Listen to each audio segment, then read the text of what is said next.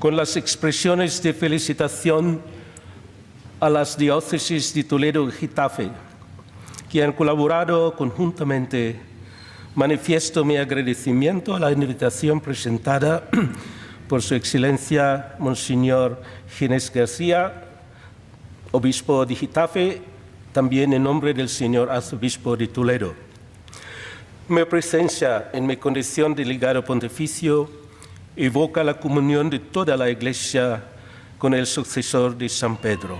Os pido, pues, que me acompañéis también vosotros ahora para hacer todos juntos a la bienaventurada Virgen María una ardiente súplica por la salud del Santo Padre, convaleciente, como sabemos, a fin de que ella, Madre de la Iglesia, con la intercesión de la Beata Juana de la Cruz, le ayude en la tarea que Jesucristo encomendó a San Pedro de confirmar a todos los cristianos en la fe y garantizar su unidad en la caridad. Me uno con gozo a esta celebración para dar gracias al Señor que favorece a su Iglesia con la santidad de vida de sus hijos y hijas. La norma que exige el no culto hasta el acto de beatificación de un siervo de Dios, en atención a la rigurosidad de los procesos canónicos, fue promulgada por el Papa Urbano VIII del 13 de abril de 1625.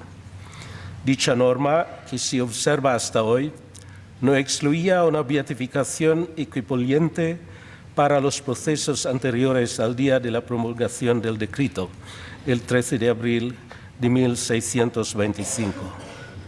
Pero por otras vicisitudes conocidas por los historiadores, ha sido el pasado 25 de noviembre de 2024 cuando, presentada y esclarecida la causa, comprobado el arraigo y fama de santidad en el pueblo cristiano, el Papa Francisco aprobaba la promulgación del decreto que acabamos de escuchar, confirmando el culto inmemorial, declarando beata a la sierva de Dios, Sor Juana de la Cruz, en el mundo Juana Vázquez Gutiérrez, monja terciaria franciscana de este monasterio.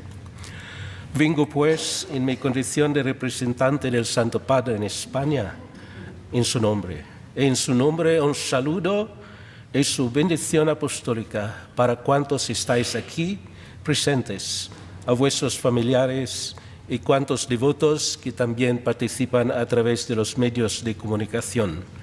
Nosotros todos invocamos la intercesión de la Beata Juana de la Cruz. Además, como filipino, me es grato recordar que en mi país, Filipinas, fue una religiosa franciscana, la Madre Jerónima de la Asunción, que fundó en Manila un monasterio de las Clarisas en el año 1619. En este grupo de las primeras monjas clarisas que llegaron a las Filipinas, iban también dos monjas de esta misma comunidad de Cubas, las cuales habían sido ya testigos y declarantes en el proceso canónico de Sor Juana de la Cruz. Estas hermanas iban a apoyar a la Iglesia, podemos decir, apenas nacida en estas islas filipinas, a las comunidades cristianas que eran muy, podemos decir, nuevos en la fe, para afirmar y consolidar la nueva fe entre los pueblos de las islas. Y aquí tenemos verdaderamente que agradecer el celo apostólico de estas mujeres que en aquel tiempo viajaron hasta Filipinas, atravesar océanos, viajes que duraban meses sin tampoco el deseo de volver. Entonces, verdaderamente es un acto de fe y agradecemos a estas primeras clarisas por haber fundado el primer monasterio franciscano de mujeres en Manila. Imitaban así a la bienaventurada Virgen María, cuya presencia es el origen y el sentido de este monasterio. En efecto, según refieren las crónicas, apoyadas en actas de la fe pública llevadas a cabo por el cuidado de las autoridades del momento, el día 3 de marzo de 1449, mañana se cumplen 576 años, apareció en este lugar una señora muy hermosa. La agraciada que la vio era una pastorcita llamada Inés, que contaba solo 12 años. La señora, según las crónicas, le dio ese sencillo mensaje a Inés: mando que digas a todas las gentes que se confiesen y aderecen sus vidas. 6 días después, el 9 de marzo, la señora le manifestó su identidad. Decía: yo soy la Virgen Santa María. La Santa Virgen envió al pueblo a la niña con una sorprendente señal, invitando a las gentes a creer.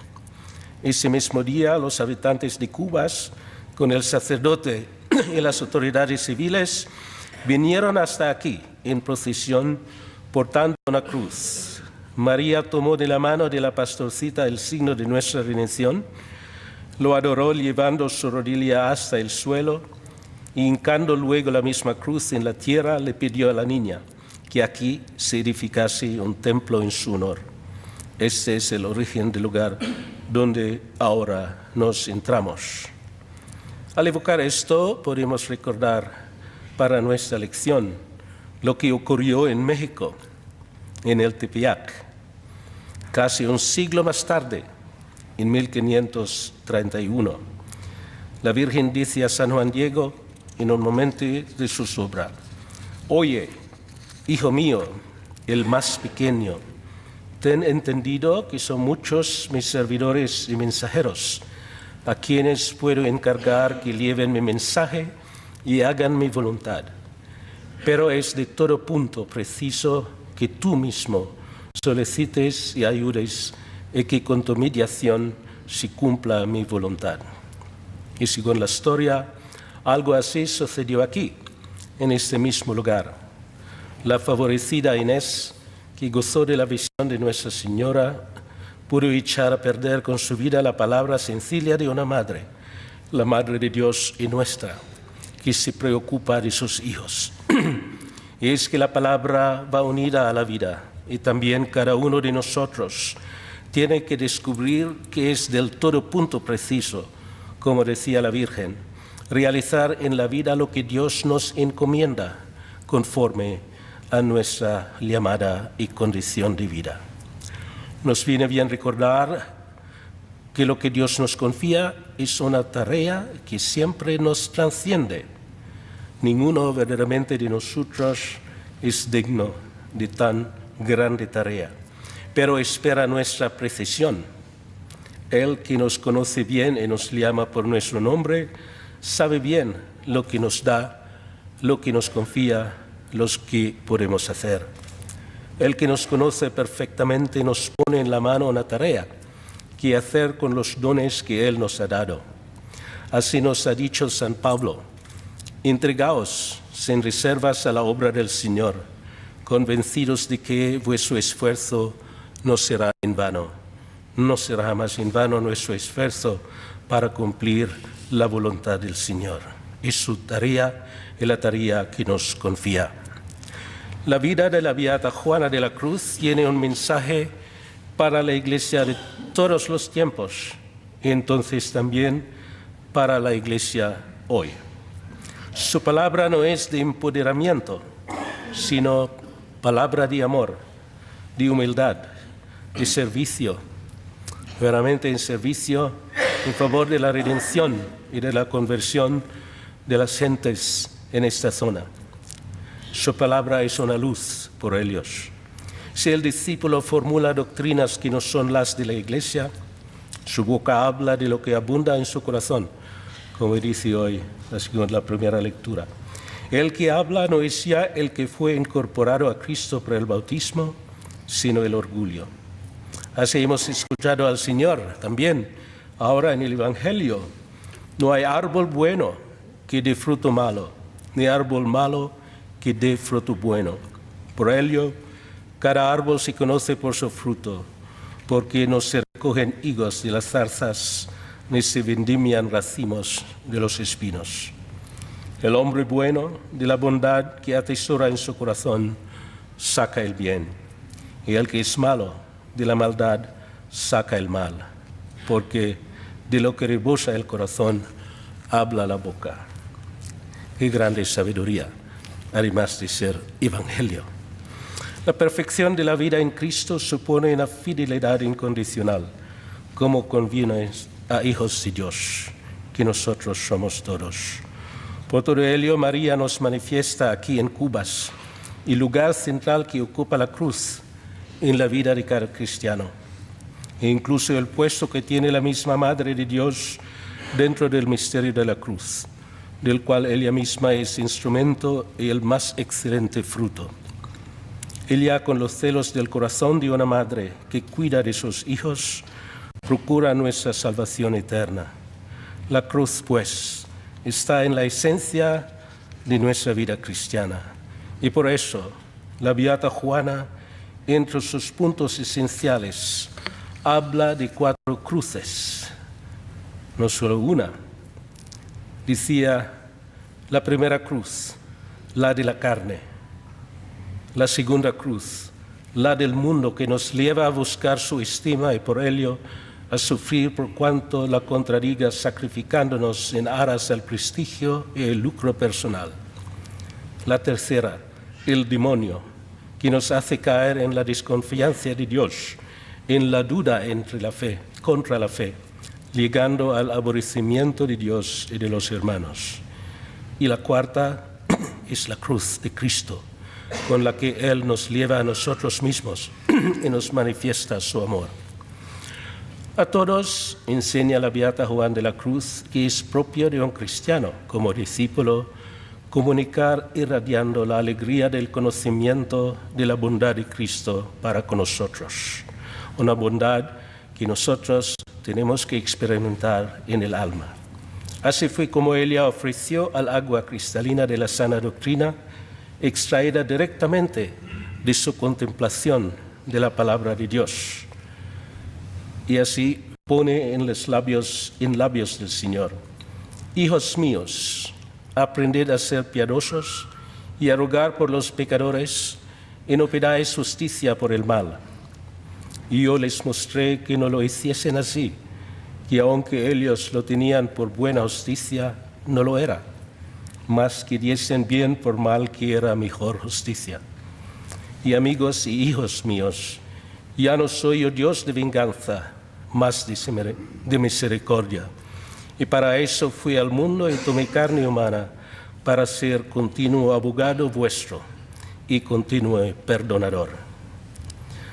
Así hemos escuchado hoy mismo en el Evangelio.